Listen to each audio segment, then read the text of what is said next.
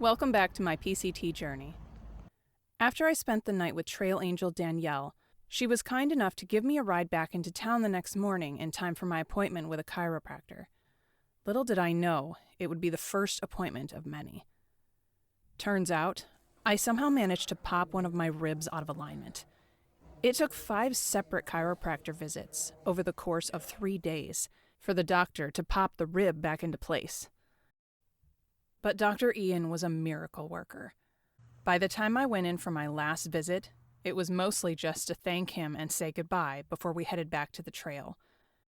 It was amazing to think that on my first night in town, I couldn't even lay down to go to sleep in any position because my back hurt so bad. We planned to hike out now that my pain was manageable again, but a winter storm rolled through, and we decided we'd better wait it out in town rather than possibly get stuck up on the mountain. So we explored some of the local businesses and enjoyed some extra downtime staying with another trail angel, Liz, who showed us the town and the historic community center and even let us use her sewing machine. Liz brought in her sewing machine and I got it all set up so I can fix my sleeping bag liner because it's got a big hole in it. Trading in my old faithful socks. Oh, what's going on at the public They got a library? hole. Look, PCT hikers come to the Wrightwood. Yep, that's why it's all right in there. And last year, when they bloom, they're beautiful, beautiful purple.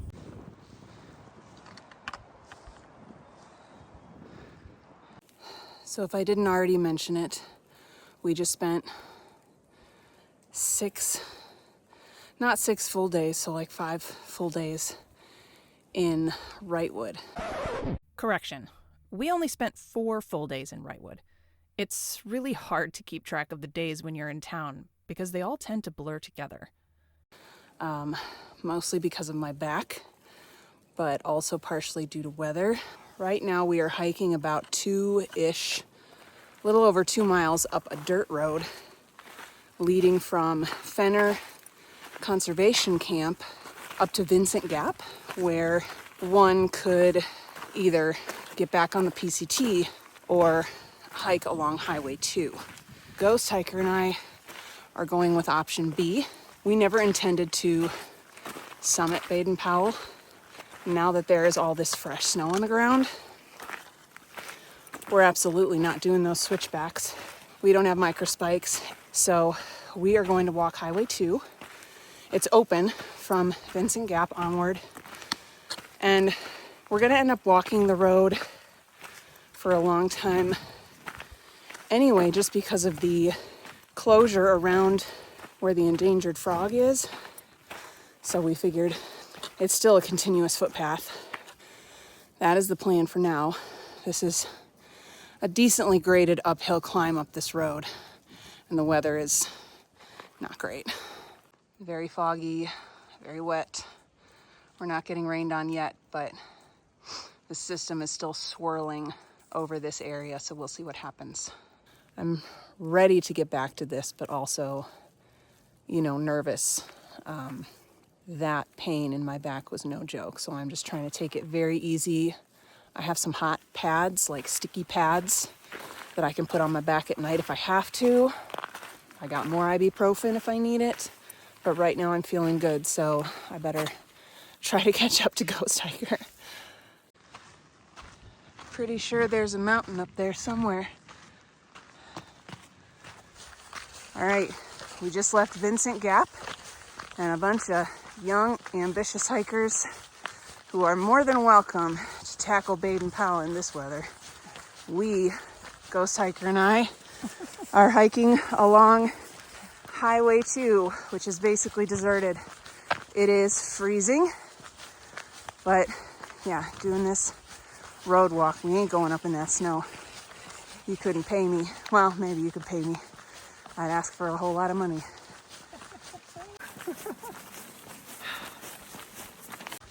Blinded by the fog, wrapped up in our rain gear, trying to keep out of the cold. Blinded by the fog. It's an elusive ghost hiker in our natural habitat.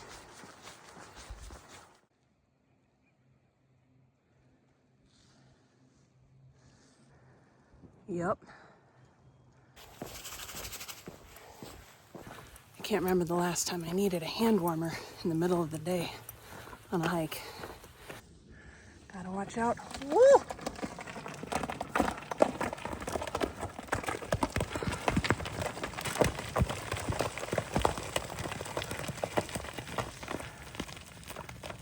Yikes.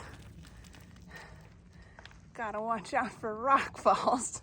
Good Lord.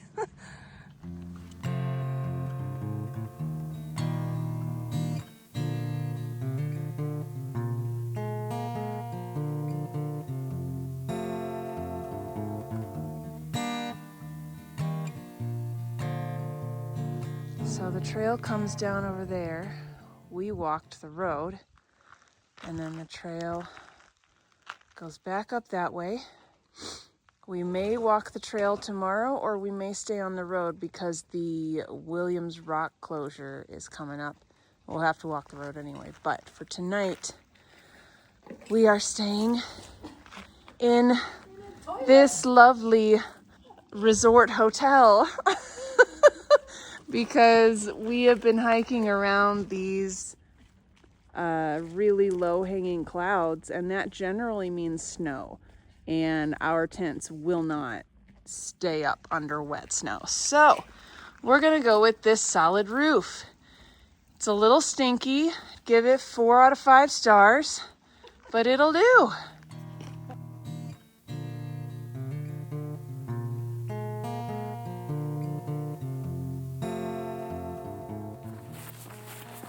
Good morning. It's about 7 o'clock. It definitely got down into the 20s last night up here. It's still pretty cold. I think it's still like 28, 29, something like that. But the sun is out, so that helps. I'm going to show you guys this view really quick. We are above the clouds, y'all.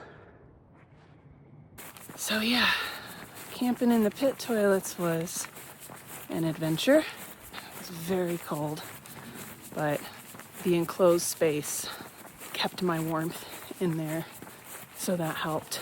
Got warm and was able to sleep.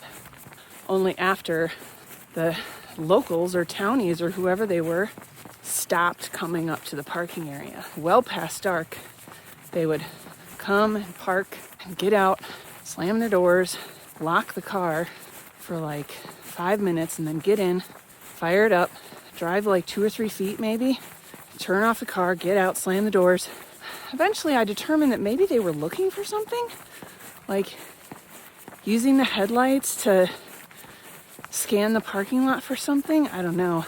They did eventually leave, but I really didn't feel like I could relax until they were gone. I kept waiting for someone to come pound on the bathroom door. So yeah, otherwise I slept pretty well. Back's doing good, feet are doing good. We have more road walking today. I think we're getting back on at 398, so.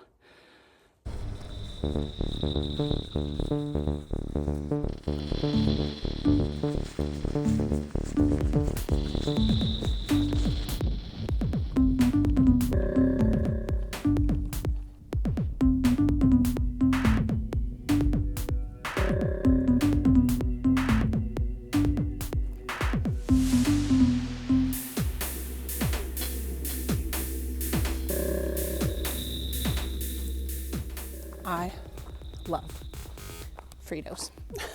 It's horrible. It's horrible. It is probably the most unhealthy thing that I eat when I'm hiking. I think I've only actually bought Fritos once so far on this trail. But if there's trail magic, I will always reach for the Fritos. I just love them so much. They're so tasty. And in the front country, I don't eat them ever. Yeah, they're so good. And I'm very excited to have some Fritos Trail Magic. The LMNT is not bad either. I'm pretty stoked about that because I know that's actually healthy for me. But yeah, Fritos. A few moments later. The trail magic on this road walk has been insane. I got a cookie. All right, back on the trail, baby. Let's do this. First time I've been on real trail in almost a full week. My legs feel like jelly. It's like they don't remember how to navigate around rocks. Ugh, I'll get there. If I get too close and I'm not how you hoped, forget my northern attitude. Oh, I was raised out in the cold. Dealing with our first major poodle dog bush sightings on trail. Ugh, this stuff is super duper poisonous. Best not to touch it, just in case.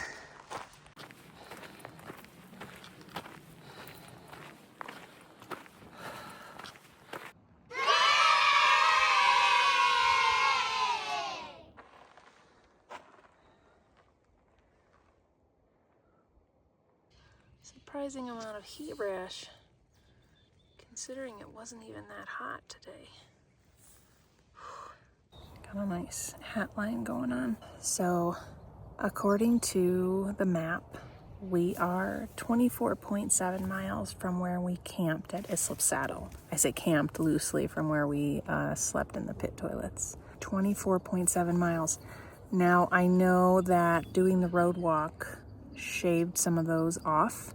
So I'm gonna say we definitely did over 20 miles today. I don't know that I would say we did exactly 24.7, maybe 23. Either way, we had a big day today and I'm feeling pretty accomplished and pretty tired. And I don't know the mile marker of where we camped, so I'll have to look that up. But yeah, it's a good day. Dinner tonight is another Cuban rice bowl. I accidentally dropped a big chunk of mozzarella in there, so it's going to be a Cuban rice bowl with cheese. And I made it extra soupy because I have this delicious, freshly made barley bread from church. The church ladies let me pack some out, which was super nice of them. It's really yummy. It's a minimal ingredient. Yeah, it's really great. It's a little dry and dense, so I'm going to dip it in this and it's going to be amazing.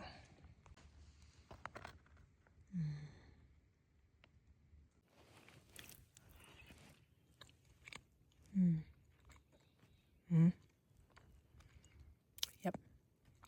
It's definitely not my best work, but it'll do for now. In the morning, in the evening, leave a comment or like. It's Trooper takes a hike. I don't know. How do you want me to send it to you, dude?